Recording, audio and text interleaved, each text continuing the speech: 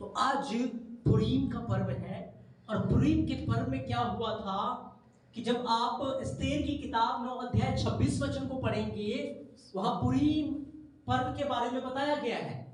और इस दिन क्या हुआ था कि हामान ने जब सारी यहूदी कौम को नाश करने की योजना बना ली थी कि मैं सारी यहूदी कौम को क्या करूंगा, नाश कर दूंगा, उन्हें तबाह कर दूंगा, उन्हें खत्म कर दूंगा, क्योंकि वो उनसे जलता था, नफरत करता था। तब मुर्दकई उठा, उसने टाट ओढ़े, वो विलाप करने लगा, पश्चाताप करने लगा, और एस्तेर रानी से मिला, एस्तेर से मिला, और एस्तेर को कहा हमारी जाति के ऊपर एक बड़ा कलेश, एक बड़ा सताव आने वाला है, सारी यहूदी जाति नाश हो जाएगी, सारी यहूदी जाति खत्म हो जाएगी। और एस्तेर को कहा यह मत समझना कि मैं राजमहल में हूं तो मैं बचाऊंगी, नहीं, क्योंकि तू भी यहूदी है। तो जब एस्तेर ने इस बात को सुना, उसने कहा मैं भी उपवास में रहूंगी, तुम भी उपवास में रहना। और 3 दिन तक सारी यहूदी कौम ने उपवास किया। आपको पता है एक योजना तैयार की जा रही है। क्या तैयार की जा रही है? क्या तैयार की जा रही है? योजना। और उसने कहा मैं जब 3 दिन उपवास कर लूंगी तब मैं राजा शहर्ष के पास जाऊंगी, और स्वर्ग का एलोहिम मेरी सुनेगा।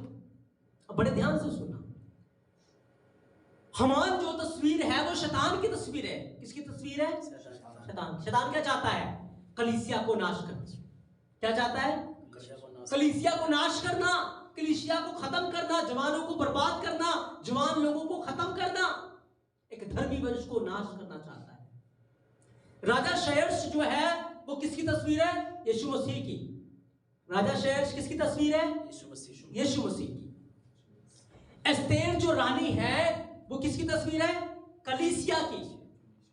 एस्तेर रानी किसकी तस्वीर? कलीसिया की। और मुर्दकई जो है वो पवित्र आत्मा की तस्वीर है। किसकी तस्वीर है? किसकी तस्वीर है? पवित्र आत्मा की। अब देखो, जैसे हामान राजा के पास गया कि एक लॉ पास करा ले कि सारी यहूदी जाति को क्या कर दे? खत्म कर दे, खत्म कर दे। आपको पता है शैतान अय्यूब के लिए किसके पास गया था? राजा के पास गया था ना, यहोवा के पास गया था ना। क्या कराने? अय्यूब को क्या कराने?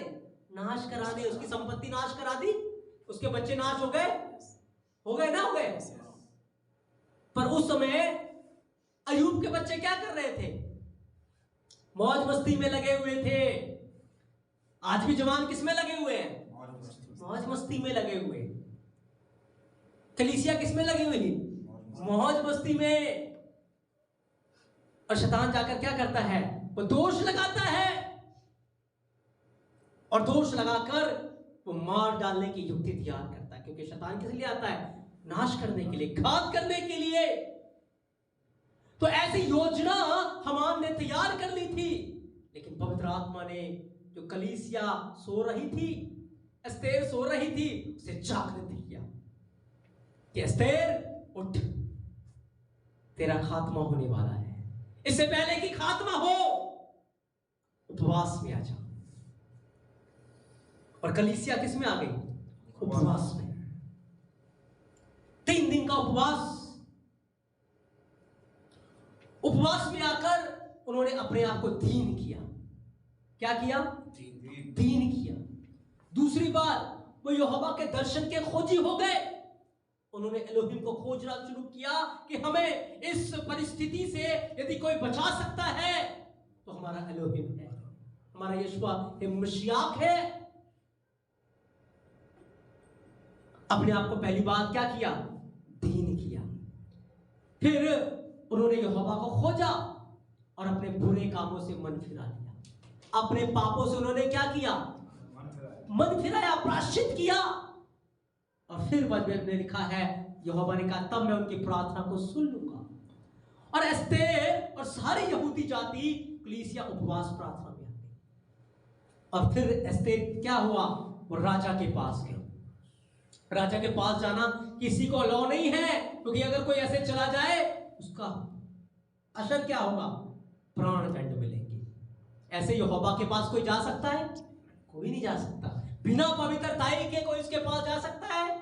हाँ, उसके पास जाना है उपवास प्रार्थना में, पश्चाताप करके, मन फिराकर हमें उसके पास आना है।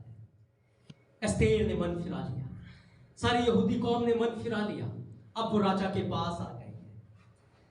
अब इससे पहले कि शैतान कलीसिया पे दोष लगाता है उसे नाश करने के लिए, एस्तेर विनती करने लगी। क्या करने लगी? विनती करने लगी। हालेलुया। इससे पहले कि शैतान उन्हें नाश करता, कलीसिया की प्रार्थना के द्वारा, एस्तेर की विनती के द्वारा, एस्तेर की प्रार्थना के द्वारा क्या किया? यीशु मसीह ने शैतान को ही नाश कर दिया। क्या किया? शैतान किसको नाश करने आया था? कलीसिया को। किसको नाश करने आया था? पर कलीसिया की प्रार्थना के द्वारा, वो कलीसिया जो प्रार्थना में रहती है, उपवास में रहती है, उस कलीसिया की प्रार्थना के द्वारा यीशु मसीह क्या करेगा? शैतान को ही नाश कर देगा। क्या होगा? हाँ, जो फांसी का फंदा उसने मर्दकई के लिए बनाया था, उसी फांसी के फंदे पर किसको टांग दिया गया? हामान को। जो क्रूस यीशु के लिए तैयार थी, उस क्रूस के ऊपर किसे टांग दिया गया? शैतान को। लिखा है विधियों का वो लेख जो हमारे खिलाफ, हमारी विरोधता में था, उसे कीलों से जड़कर उसका खुल्लम खुल्ला तमाशा। अब बड़े ध्यान से सुने, यदि आप अपने शत्रु के ऊपर चढ़ाई नहीं करेंगे, यदि आप अपने शत्रु को खुला छोड़ देंगे, यदि आप अपने शत्रु के ऊपर वार नहीं करेंगे, तो वो आपके ऊपर वार करेगा और वो आपको नाश करेगा। हालेलुया। आज जवान क्यों नाश हो रहे हैं? क्योंकि वो वार कर ही नहीं रहे, वो प्रार्थना में मजबूत है नहीं, वचन की तलवार उनके पास है नहीं, वो लड़ाई कर ही नहीं पा रहे दुष्ट के साथ। तो फिर जब दुष्ट लड़ाई करेगा, जब दुष्ट भाला फेंकेगा, दुष्ट तीर को छोड़ेगा, तो जवान क्या हो जाएंगे? नाश ही हो जाएंगे ना। क्योंकि आज हमने उपवास प्रार्थना की ढाल ली नहीं है, हमने उपवास प्रार्थना की ढाल को लिया ही नहीं अपने जीवन में। इस कारण से क्या हो रहा है? कलीसिया नाश की कगार पर जा रही है। इसलिए पुरीम के दिन क्या हुआ था? एस्तेर ने उपवास रखा, सारी यहूदी कौम ने 3 दिन उपवास रखा, और उसके बाद जब यीशु मसीह के पास विनती को लेके गए, उनकी प्रार्थना वहां पहुंच गई, और उस प्रार्थना को जब यीशु मसीह ने सुना, राजा ने सुना, सबसे पहले शैतान को क्रूस पे चढ़ा दिया, उसको नाश किया। लिखा है उसे बांध दिया जाएगा। फिर उनके जितने शत्रु थे, नाश यहूदी कौम को होना था, लेकिन प्रार्थना ने जो विपत्ति उनके ऊपर पड़ी थी, वो विपत्ति उनके शत्रुओं के ऊपर पड़ी थी। आमीन, हालेलुया। इसलिए आज कलीसिया को जागना है, हमें प्रियो जीजो जागना है, नहीं तो विपत्ति आपके ऊपर आ जाएगी।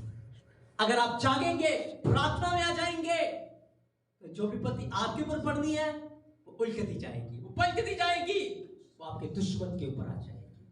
आमीन, हालेलुया। दुष्ट योजना तैयार कर रहा है कलीसिया को नाश करने के लिए, उसे खत्म करने के लिए, उसे बर्बाद करने के लिए, जवानों को बर्बाद करने के लिए।